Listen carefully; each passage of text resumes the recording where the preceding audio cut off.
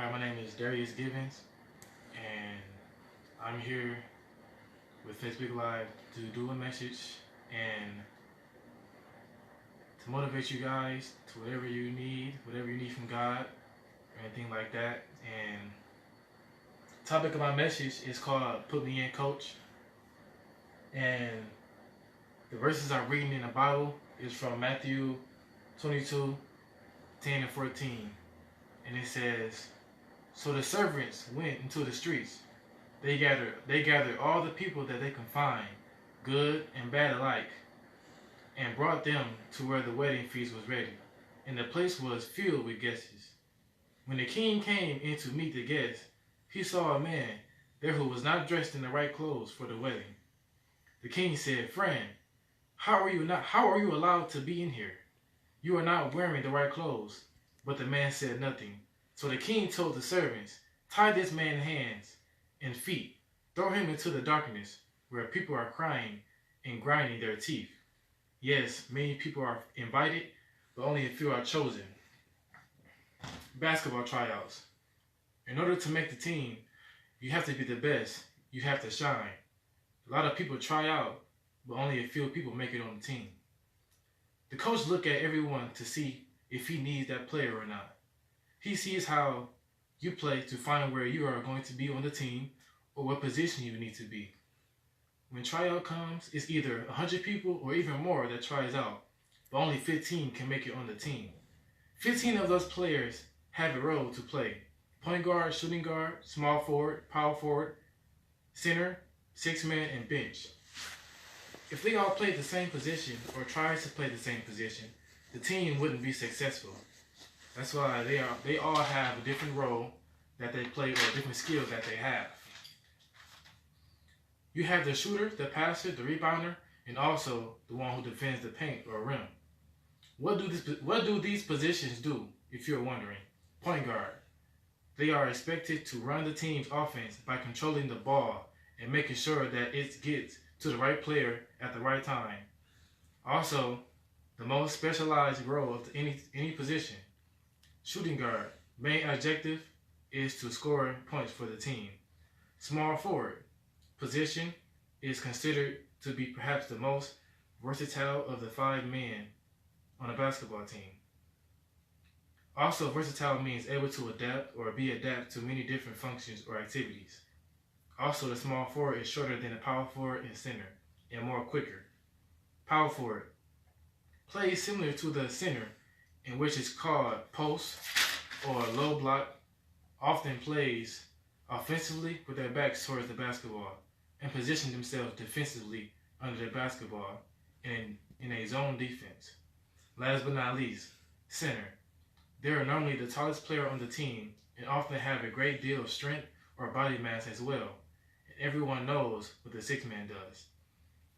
See, they all have a different and important role to play that on the team so they can get a victory.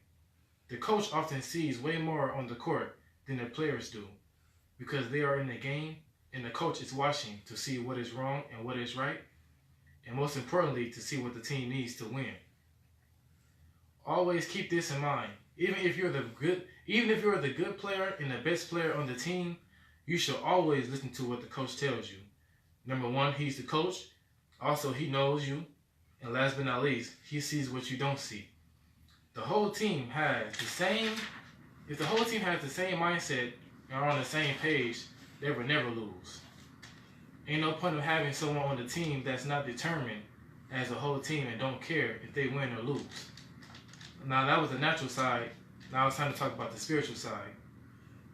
First, let me talk about why do a lot of people think they are called or chosen, but they are not.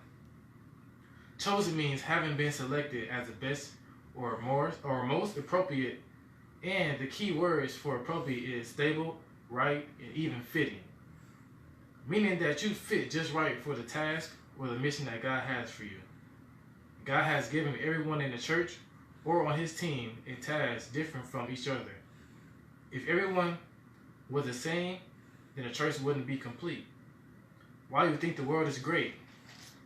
Because everyone is different from each other. God is so great that he made everyone different from each other. And the earth is unique. Unique means being the only one of its kind, unlike anything else. That's why everyone in the church needs to play the role that God has given you. If God chose you to be a pastor, be a pastor. If God chose you to be a minister, be a minister. If God chose you to be a deacon, first lady, missionary, or a person who plays an instrument, or just a saint, be the best what God has called you to be. Don't try to be something you're not, because you want to look good doing it. Now let me read Matthew 11 and 14 again. When the king came to meet the guests, he saw a man there who was not dressed in the right clothes for the wedding. The king said, "Friend, how were you allowed to come in here? You were not wearing the right clothes." But the man said nothing. So the king told some servants, "Tie this man's hands and feet. Throw him into the darkness, where people are crying and grinding their teeth in pain." Yes, many people are invited, but only a few are chosen. Now I know everyone got invited to this wedding, in the same address where the wedding would be, in the same directions of what to wear. Everyone had the right clothes on for the wedding feast. But this one man, why? It's because everyone else obeyed what the king asked and commanded and expected, except this one man. Why? Because he wanted to follow his own rules and do what he wanted. Now Jesus said, he was telling a story. He was telling his disciples a story and teaching them about this story. And basically this whole story about this man and the king and his servant is about God's kingdom. Jesus said God's kingdom is like the king who prepared the wedding for the feast. So this whole time Jesus was telling his disciples about this whole story about the king. And he invited all the people to the feast, but people refused. So basically, Jesus is telling his disciples about this whole story is about mainly God's kingdom. He invited all his people to the feast. He invited everybody, but they refused to come. And he invited them over and over and over again. He said, "Please come to my feast. Come to my wedding." And everyone, they refused. They went about their own business. They went to do something else. They thought that they were good. They was too good to come to his party. They thought they had it all together. They thought that, why do I need to come to this party? I got my own stuff to do. But the king asked them, come to his party. So basically the king, in all other words, is God. God basically telling us to come to him. Come to his party. And the king was very angry. So he killed, first of all, the reason why the king killed the people that refused to come to his party is because some of them beat the servants. So basically the servants to the king is a messenger. Do not do, wherever you do not beat the messenger, because in this world, the messenger is we just speaking about the truth. We speaking from heaven. We speaking what God gave us. So wherever you do not hurt the messenger. So after that, the army buried the city. And after that, the king said to the servants, "The wedding feast is ready. I invited those people, but they were not good enough to my feast." So basically, the people that thought they were too good enough to come to the king's party, the king had a different mindset. The king said that they were not good enough to come to his party.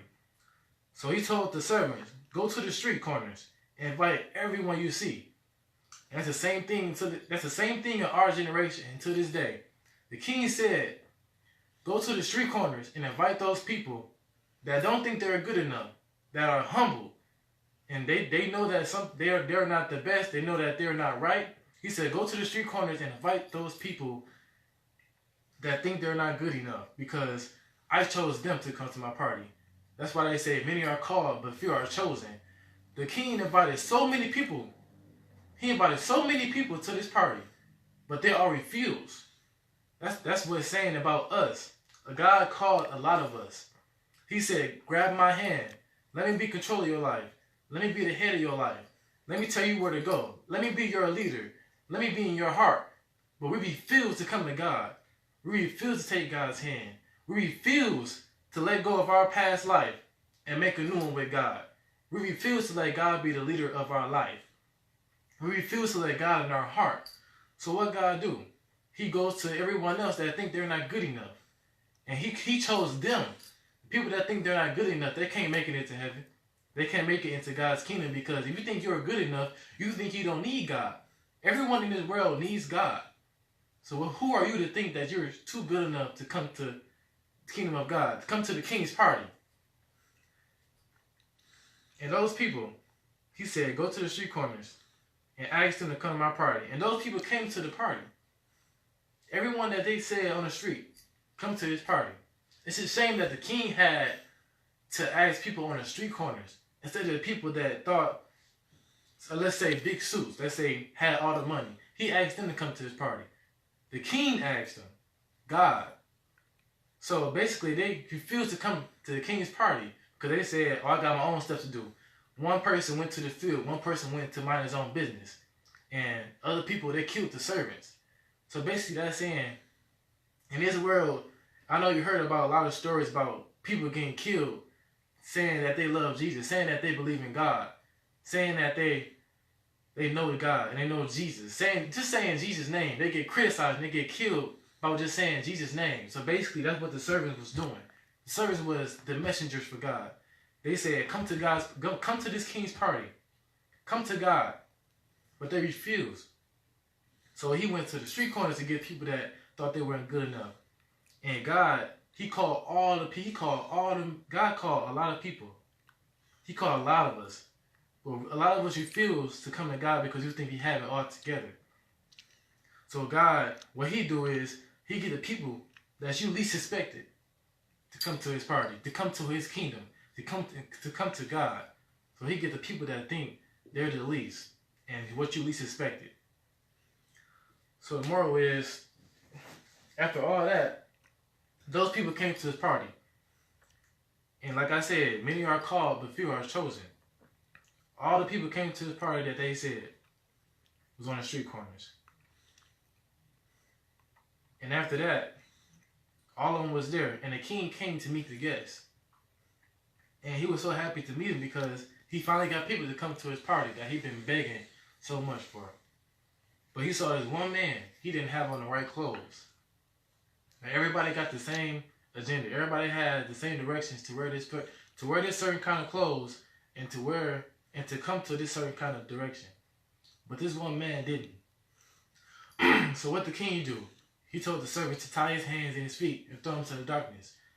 So after all that, the king still called all his people from the corners, and he told all the people to come to his party. But it was still the certain one, like the certain group, but it was just one man that had different clothes on.